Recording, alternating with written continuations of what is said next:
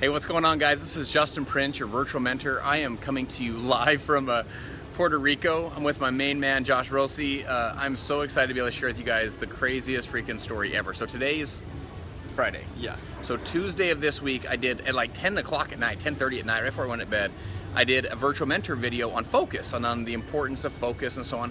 The next morning, which is Wednesday, I'm driving to the gym, and as I pull up, I notice I have this Facebook message from my main man. I haven't seen Josh. We haven't actually been together for like 13 or 14 years, but we haven't talked on like Facebook for like 2 or 3 years.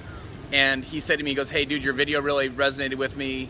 Appreciate you sharing that." Now, I followed his career, so check this out. I worked with this dude like seriously 13 years ago. Now, I trained a manager who trained Josh. And so my point is, I didn't work really closely with him, but we worked together.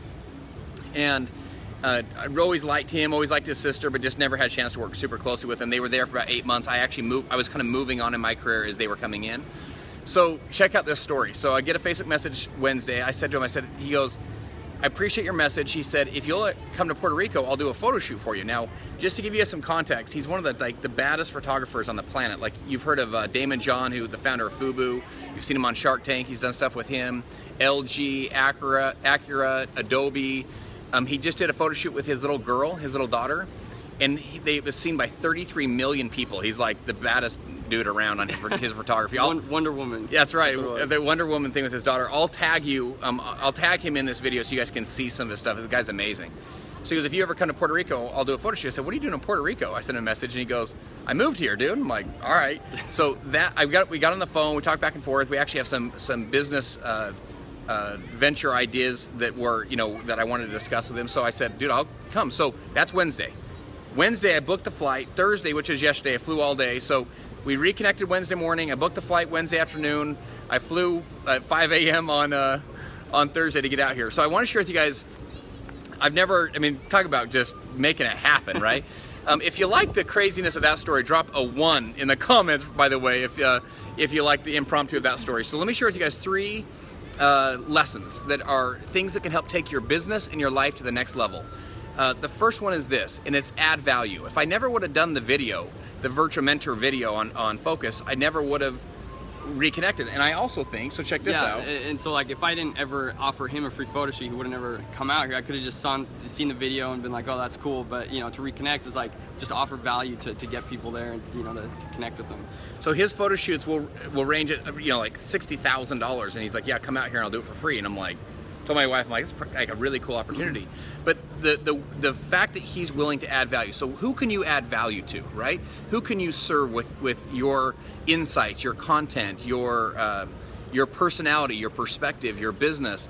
Always add value. My little boy started a little business.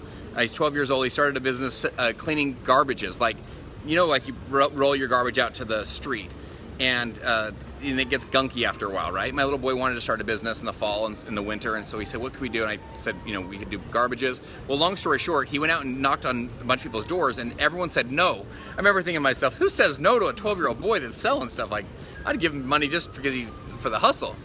So I said, "Bud, let's change up your offer. Let's tell him, say you'll do the first garbage for free, your first can for free, and then the second one they have to pay you $10. So he went out the next day and got a bunch of clients. And he added value first. So it's value first, sales later, right? So the idea is add value. And what a cool guy. He's like, "Yeah, come out here. You make the effort to get out here and I'll do the shoot." So second thing is this. Never burn bridges. Like, are you treating people with respect? Maybe they don't go to your church anymore. Maybe they don't work at your business anymore. Maybe they don't do this, at your gym anymore. Maybe they don't work at your company anymore. So never burn bridges. You never know what bridge you're going to need to cross to get home. And so with Josh, again, he and I didn't work super closely together, but he treated me with a level of respect, and I hopefully treated him with a level of respect to where that friendship was instant, right? We could reconnect instantaneously. I'm just kidding. What's your thoughts on that? No, I didn't. No, he did. Oh, totally.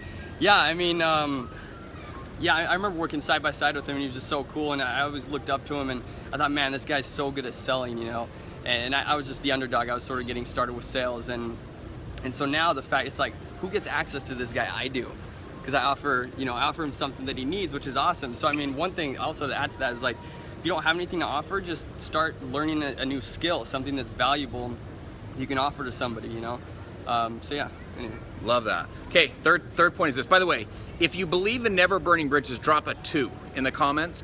And it's something that's it's easy to talk about. It's easy to talk about treating people with respect, but it's not as easy to do because sometimes they hurt us. They leave our company or they leave our church or whatever it is, right? They don't do what we're doing anymore. They don't see what we see anymore. And so we can kind of be like, screw you. If you're not with me, you're against me. But you have to have that philosophy and that attitude where you say, you know what, look, we're friends before and we're gonna be friends after, even though we weren't even working in the same business anymore. We've got a helicopter flying overhead, so hopefully you guys can still hear us. Okay, third thing I wanna share with you guys is this idea of do it now. Just make stuff happen, get stuff done. There's nothing like the present.